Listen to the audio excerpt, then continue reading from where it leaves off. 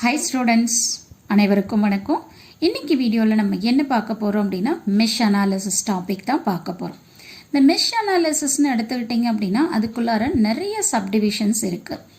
அந்த சப்டிவிஷனை பார்த்திங்கன்னா எக்ஸாமில் உங்களுக்கு இந்த டெக்னிக் தான் யூஸ் பண்ணணும் அப்படின்னு எதுவும் மென்ஷன் பண்ண மாட்டாங்க. அப்படிங்கிறப்போ நம்ம சர்க்கியூட்டை பார்த்த உடனே நம்ம என்ன சப்டிவிஷனை யூஸ் பண்ணணும், இல்லை என்ன டெக்னிக்கை நம்ம யூஸ் பண்ணணும் அப்படிங்கிறத நம்ம தான் ஐடென்டிஃபை பண்ணணும். அதை எப்படி பண்ணணும் அப்படிங்கிறது தான் இந்த வீடியோவில் நம்ம பார்க்க போகிறோம். வாங்க பார்க்கலாம். ஸோ ஃபஸ்ட்டு நான் என்ன பண்ணியிருக்கேன் அப்படின்னா அப்ளையிங் கேவிஎல். இப்போ ஒரு சர்க்கியூட்டை கொடுத்துட்டாங்க அப்படின்னா கேவிஎலை அப்ளை பண்ணி, தட் இஸ் கிர்ச்சாஃப்ஸோட வோல்டேஜ் லாவை அப்ளை பண்ணி நம்ம என்ன பண்ணணும், ஈக்குவேஷனை ஃபார்ம் பண்ணணும். ஈக்குவேஷன் ஃபார்ம் பண்ணதுக்கு அப்புறமா அன்னோன் குவான்டிட்டிஸை நம்ம ஃபைண்ட் அவுட் பண்ணணும். கரெக்டுங்களா? அது ஒரு டெக்னிக்.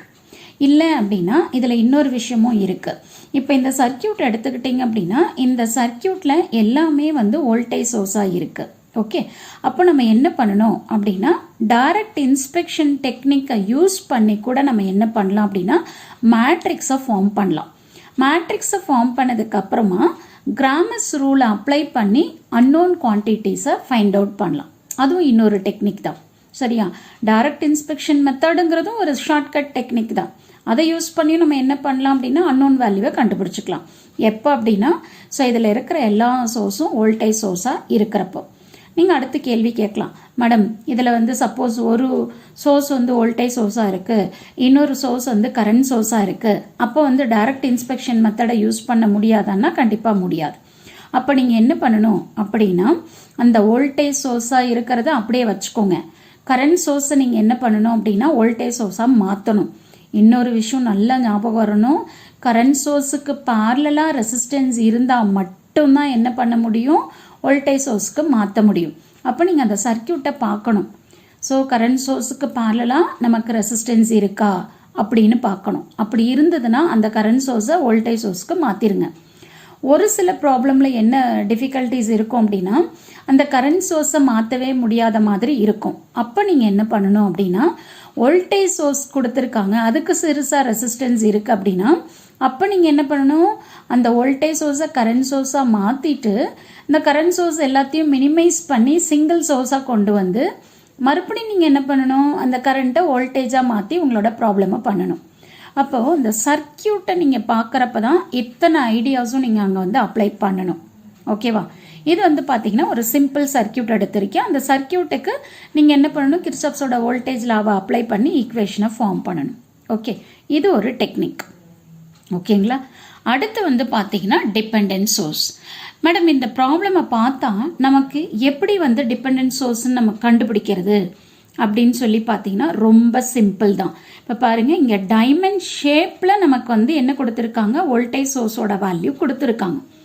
அப்போது இந்த சோர்ஸோட வேல்யூ, இந்த சோர்ஸ் பார்த்தீங்க அப்படின்னா கரண்ட் சோர்ஸாகவும் இருக்கலாம், இல்லை வோல்டேஜ் சோர்ஸாகவும் இருக்கலாம்.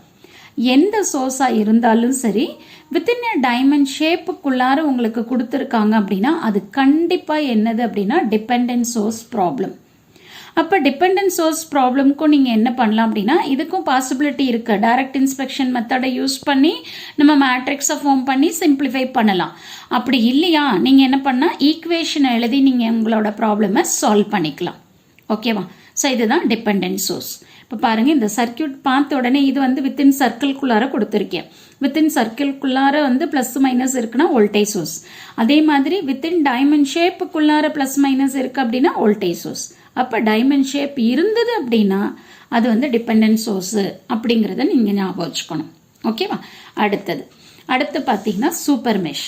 மேடம் என்ன மேடம் சூப்பர் மெஷ் நீங்கள் மறுபடியும் சூப்பர் மெஷ்ங்கிறீங்க அப்படின்னு தானே யோசிக்கிறீங்க. இப்போ பாருங்கள், இதுவும் ரொம்ப ஈஸியாக கண்டுபிடிச்சிக்கலாம். இப்போ இதில் எத்தனை லூப் இருக்குது அப்படின்னா 2 லூப் இருக்குது. அப்போ இந்த 2 லூப்புக்கும் நடுவில் எனக்கு என்ன இருக்குது, வெறும் கரண்ட் சோர்ஸ் மட்டும் இருக்குது. இந்த மாதிரி இருக்குது அப்படின்னா இது சூப்பர் மெஷ் டெக்னிக்கை அப்ளை பண்ணி உங்களோட ப்ராப்ளமை கம்ப்ளீட் பண்ணிக்கணும். சூப்பர் மெஷ் அப்படின்னா இப்போ இதில் எத்தனை லூப் இருக்குது, 2 லூப் இருக்குது. அப்போ நம்ம எத்தனை ஈக்குவேஷன் எழுதணும், 2 ஈக்குவேஷன் எழுதணும்.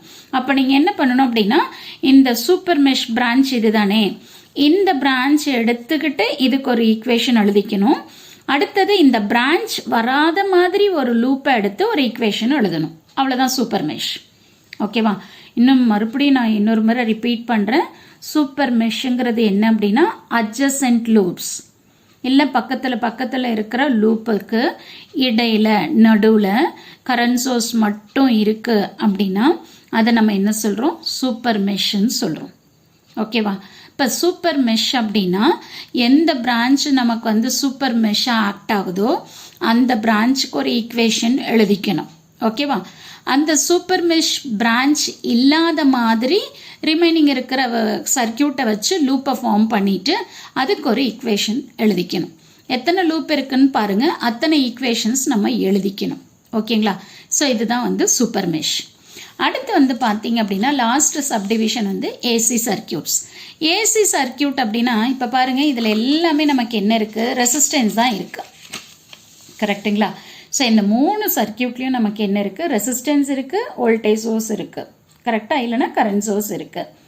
அப்போ இது எல்லாமே வந்து பார்த்தீங்கன்னா டிசி சோர்ஸ்.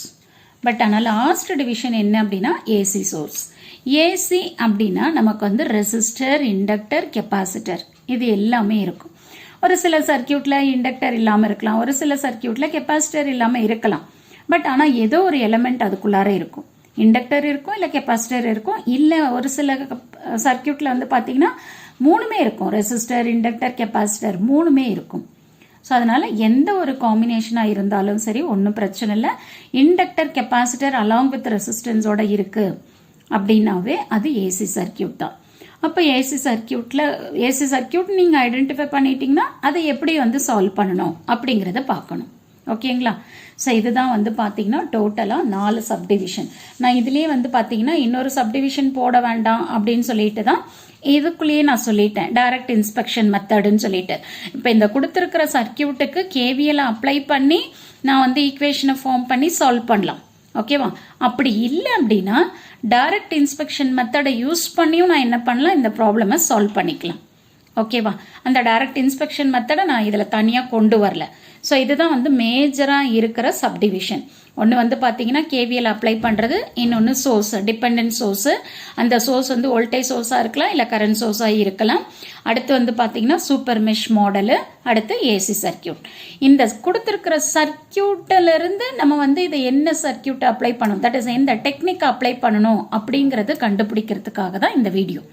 டைமண்ட் ஷேப்பில் இருந்ததுன்னா டிபெண்டன்ட் சோர்ஸ் ப்ராப்ளமு, 2 லூப்புக்கு நடுவில் வந்து ஒரு கரண்ட் சோர்ஸ் இருக்குது அப்படின்னா அது super mesh, resistor, inductor, capacitor இருக்குது அப்படின்னா அது ஏசி சர்க்கியூட்டு அப்படிங்கிறது உங்களுக்கு வந்து தெரியணும். ஸோ அது தெரிஞ்சிருச்சு அப்படின்னாவே நீங்கள் அந்த மெத்தடை யூஸ் பண்ணி நீங்கள் ப்ராப்ளம் பண்ணிக்கலாம். ஸோ கண்டிப்பாக இந்த வீடியோ உங்களுக்கு யூஸ்ஃபுல்லாக இருக்கும்னு நினைக்கிறேன். தேங்க்யூ ஃபார் வாட்சிங் திஸ்.